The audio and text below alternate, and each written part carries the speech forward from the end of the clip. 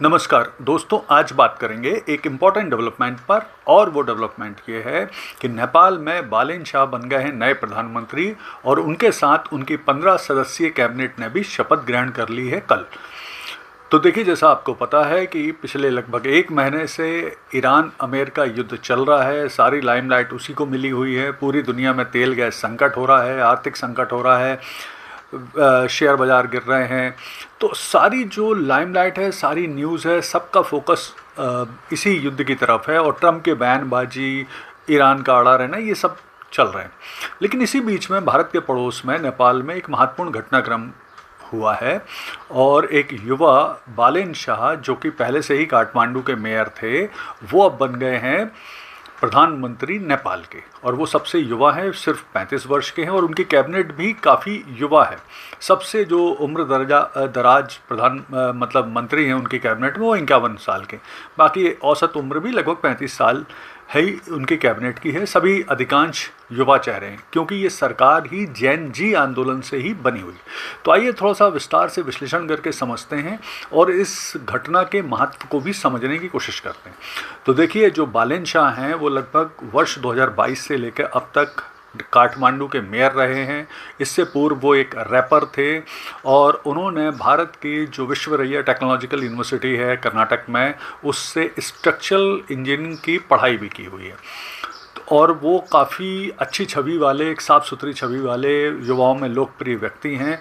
निर्दलीय तौर पर ही उन्होंने काठमांडू का चुनाव लड़ा था और सबसे बड़ी भूमिका उनकी रही है जब अगस्त सितंबर में नेपाल में जैन जी आंदोलन हुए थे, तो उसमें उनकी काफ़ी लोकप्रियता बढ़ गई थी। और काफ़ी तब से ही लगभग ऐसा माना जाने लगा था कि बाद में कभी भी चुनाव होंगे तो प्रधानमंत्री के लिए सबसे योग्य उम्मीदवार बालेन शाह ही बनेंगे। और ऐसा ही हुआ।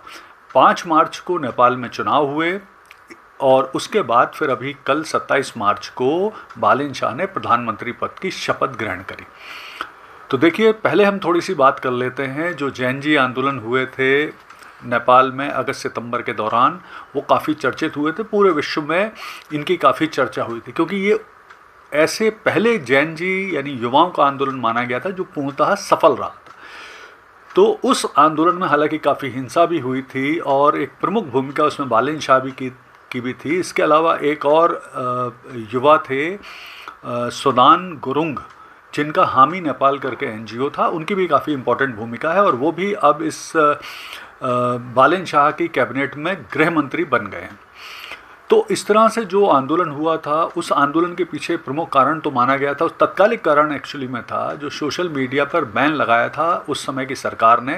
क्योंकि उस सोशल मीडिया पे उस सरकार के बहुत सारे भ्रष्टाचार घोटालों के कामों को दिखाने के साथ साथ उनके बच्चे जो ऐश आराम की ज़िंदगी जी रहे थे, विदेशों में घूम रहे थे और अपनी फ़ोटो पोस्ट कर रहे थे, उसे रोकना माना गया। उस बात से असंतोष बढ़ा, फिर जैन जी ने आंदोलन किया।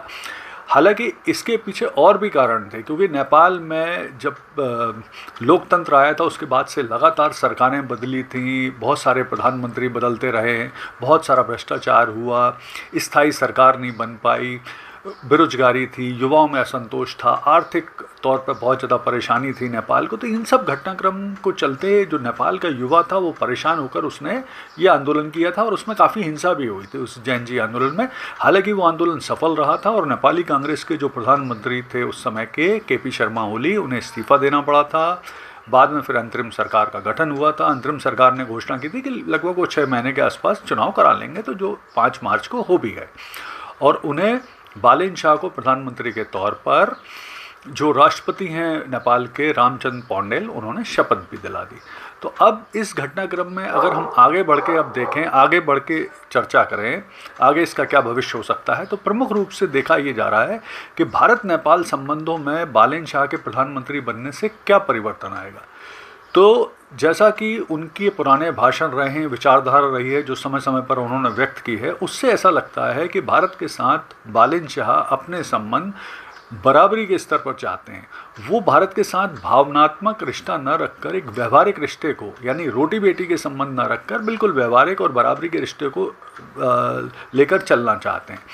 इसके अलावा उनके जो भारत और नेपाल के बीच में हाल के वर्षों में कुछ सीमा विवाद बढ़ गया है, विशेष तौर पे जो काला पानी नदी से जुड़े हुए विवाद हैं, सीमा विवाद हैं, उसको लेकर भी उनकी सोच थोड़ी सी भारत के खिलाफ ही है। तो उस पर को कंट्रोल करने के लिए भारत को काम करना पड़ेगा निश्चित तौर पर।